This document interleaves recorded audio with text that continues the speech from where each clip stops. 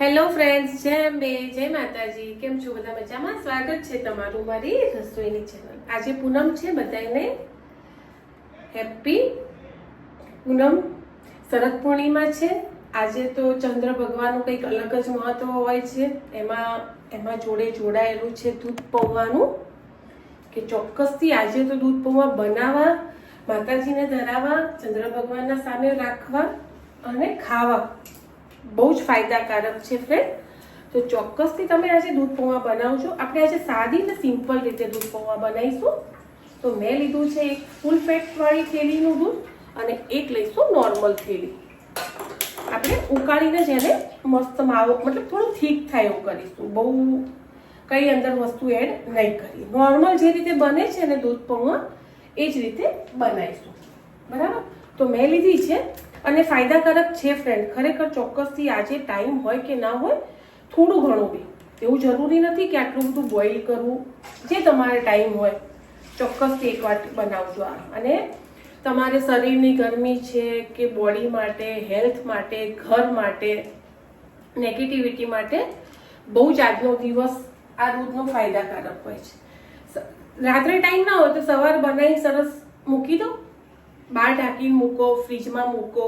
પછી રાત્રે જ્યારે એમ લાગે કે ચંદ્ર ભગવાન દેખાય છે ત્યારે એના તેજમાં નીચે ચાયણી કે છીબું કે કાણાવાળું જે રીતે તમને ફાવે એ રીતે તમે જ્યાં રહેતા હોય, જે રીતે કમ્ફર્ટેબલ હોય એ રીતે તમે મૂકી શકો છો ફ્રેન્ડ.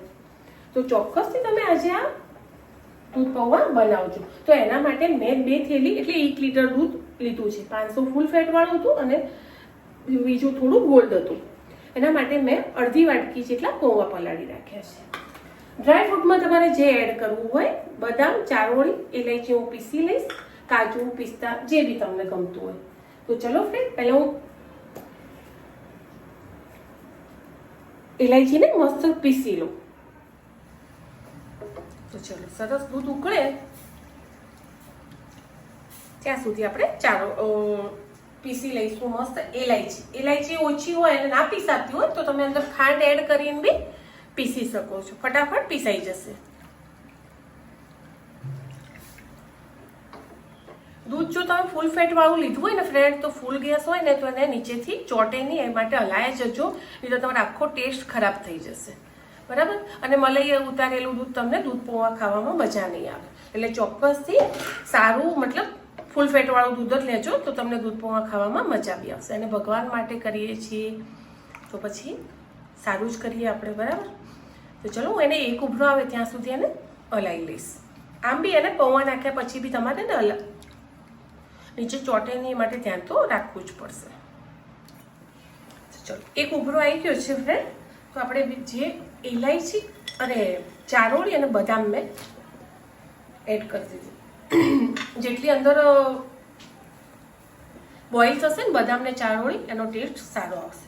હવે હું એડ કરી દઈશ અંદર જે મેં ઇલાયચી મિક્સરમાં પીસી રાખી છે, અડધી ચમચી જેટલું. કારણ કે ખાંડ ને બે મિક્સ છે ને ફ્રેન્ડ, એટલે ચાળી નથી અને ચાળવાની જરૂર બી નથી.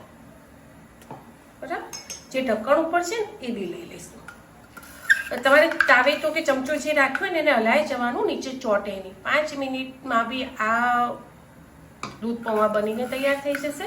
અને 10 મિનિટ તો વધારે થોડા થીક કરવા હોય તો 10 મિનિટ બી લાગશે, જેવી તમારી ચોઈસ.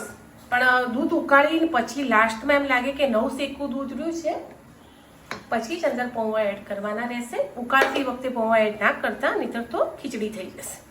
બરાબર? તો આ રીતે તમારે બસ પ્રોસેસ દૂધ પૌવાની થઈ ગઈ છે. 4-5 ઉભરા લાયા, થોડું ઉકાળી લીધું, અંદર ચારોળી, બદામ, પિસ્તા જે તમારે એડ કરવું એ કરી શકો. મેં બદામ ને ચારોળી એડ કરી છે. ઇલાયચી ફ્લેવર આપવા માટે ઇલાયચીનો પાવડર એડ કર્યો છે. અને હવે હું થોડું એડ કરીશ અંદર જાયફળ. ટેસ્ટ બહુ જ મસ્ત લાગે ફ્રેન્ડ. આ બધી નોર્મલ વસ્તુ આપણા ઘરે આચર જ હોય છે. ઓકે? તો આપણે એને આ ખાંડનો ભૂકો પડ્યો છે ઇલાયચીનો, ખરાબ નથી. જે રીતે તમને ભાવે એ રીતે એડ કરી લેવાનું.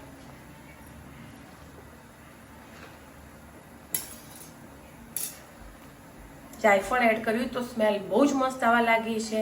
હવે જેટલું ઠીક કરવું હોય એ રીતે તમે ઉકાળો. ચલો હું ગેસ તો બંધ કરું છું. એટલે મેં લીધી છે નોર્મલ 2 ચમચી જેટલી ખાંડ. ચમચી નાની છે એટલે હું ઓવર સ્વીટ નથી કરતી, બરાબર. અને હવે ગેસ બંધ કરી દઈશું. મસ્ત દૂધ ઉકળી ગયું છે. જેટલું જાડું કરવું હતું એટલું બી થયું છે. હવે એને ઠરવા દઈશું આપણે. તો ચલો ફ્રેન્ડ, મેં જેટલું થીક જોઈતું હતું એટલું દૂધ ઉકાળી લીધું છે. આ દૂધ પૌવા તમે 5 મિનિટમાં ફટાફટ બનાવી શકો. કઢાઈ થોડી મોટી લેવાની, એટલે ફૂલ ગેસ ઉપર તમે નીચેથી ચમચાથી ચોટે નહીં એટલે હલાવી જવાનું અને મસ્ત આપણા દૂધ પૌવા તૈયાર થઈ જાય. હવે એડ કરીશું 9 શેકું દૂધ છે. મેં તમને કીધું હતું નોર્મલ વરાળ નીકળે છે, પણ એટલી બધી બી નહીં. તો હવે પૌવા એડ કરી દઈએ તો પૌવા લૂંદો ના થઈ જાય, ઊભા ઊભા જ રહે. જે આપણે પલાળ્યા છીએ ને આ પૌવા છે ને એવા જ આપણે જોઈએ. અંદર જઈને ગળી ના જવા જોઈએ. જ્યારે તમે ધરાવો ને મતલબ ભગવાનને, ત્યારે આ જે પૌવાનો દાણો રહ્યો ને એવો સેમ આવો રહે, તો જ તમને દૂધ પૌવા ખાવાની ફ્રેન્ડ મજા આવશે. જો તમે ઉકળતા દૂધમાં નાખી દેશો ને તો તમને લૂંદો થઈ જશે અને દૂધ પી જશે. પરફેક્ટ આવું દૂધ નહીં રહે, જે તમે ચમચાથી હું તમને બતાવું. અને એક એક દાણો છૂટો તમને લાગશે. ચમચાથી બતાવીએ, ચમચીથી આપણે ખાતા હોઈએ ને ફ્રેન્ડ, એટલે ભગવાનને એઠું થાય. ઓકે, હું તમને ચમચાથી બતાવું. નોર્મલ ચોટે છે. નોર્મલ દૂધ તમારે ચમચા ઉપર આવું થિકનેસવાળું તમને, કારણ કે ઠરશે, ચંદ્ર ભગવાનના પ્રકાશ નીચે રહેશે એટલે પાછું થોડું થીક થશે. ઠરશે એટલે થીક થશે. બાકી પૌવા એડ કર્યા છે તમને દેખાતા હશે છૂટા છૂટા પૌવા, કોઈ લૂંદો હવે નહીં થાય. અને પૌવા દૂધ પીને એટલા મસ્ત લાગશે ને. આ છે નોર્મલ પૌવા, ક્યાંય લૂંદો તમને જોવા નહીં મળે. તો મારા દૂધ પૌવા તૈયાર થઈ ગયા છે. મેં થોડા વહેલા બનાવ્યા છે. રેસીપી હતી એટલે હું સાંજે જ્યારે ચંદ્ર ભગવાન દેખાશે મને ત્યારે એમની રોશનીમાં હું મૂકી દઈશ અને પછી જ માતાજીને ધરાઈશું. કારણ કે ચંદ્ર ભગવાનની રોશની એ તો અનમોલ છે, બહુ બધી ફાયદાકારક હોય છે. આજના દિવસે તો લોકો આખી રાત ચંદ્ર ભગવાનના નીચે પ્રાર્થના કરતા હોય છે, બેસતા હોય છે અને એમના પ્રકાશને પોતાના શરીરમાં ઉપર પડવા દેતા હોય છે ને ગ્રહણ કરી. બહુ બધી નેગેટિવિટી, બહુ બધી તકલીફો દૂર થઈ જાય છે ફ્રેન્ડ. તો ચોક્કસથી તમે આજે દૂધ પૌવાનો પ્રસાદ બી બનાવજો, ખાજો અને ચંદ્ર ભગવાનના દર્શન બી કરજો. તો ચલો, થઈ ગયો છે તૈયાર. હું લઈ લઈશ મારા બાઉલમાં અને સાંજે એને મસ્ત ભગવાનને ધરાઈ દઈશ. જો છે ને પ્રોપર. અને મેં તમને કીધું હતું મારી એકદમ પતળા તવાની આરી હતી કઢાઈ, પણ બિલકુલ ફ્રેન્ડ ચોટ્યું નથી. અને પૌવા દેખાડું તો આ કાળું કાળું છે ને એલાયચીનું છે. ઓકે, હું તમને પૌવા દેખાડું. જો આવા પૌવા રહેવા જોઈએ છે ને, છૂટો છૂટો પૌવો, એક બી લૂંદો તમને જોવા નહીં મળે. તો પ્રોપર આ રીતે બનાવજો. 5 મિનિટમાં તમારા દૂધ પૌવા તૈયાર થઈ જશે. અને કોઈને આપશો ને તમે પ્રસાદમાં તો 4 જણા એમ કહેશે કે બહુ જ મસ્ત બને છે, અમને બી આની રેસીપી આપો. ફ્રેન્ડ ખરેખર બહુ મસ્ત છે. અને દૂધનો કલર બી તમને ચેન્જ લાગતો હશે. તમે જ્યારે બનાવો ને ત્યારે પ્રોપર ચારોળી અને બદામ અંદર એડ કરી દેવાની. બરાબર. તો ચલો બનાવજો ચોક્કસથી અને એન્જોય કરજો. By friend. હાલ ટેસ્ટ નહીં કરો કારણ કે ચંદ્ર ભગવાન રાતે નીકળશે, એમની રોશનીમાં મૂકી અને પછી ખાઈશું. મળીએ આગળના નવા બ્લોગમાં. બાય.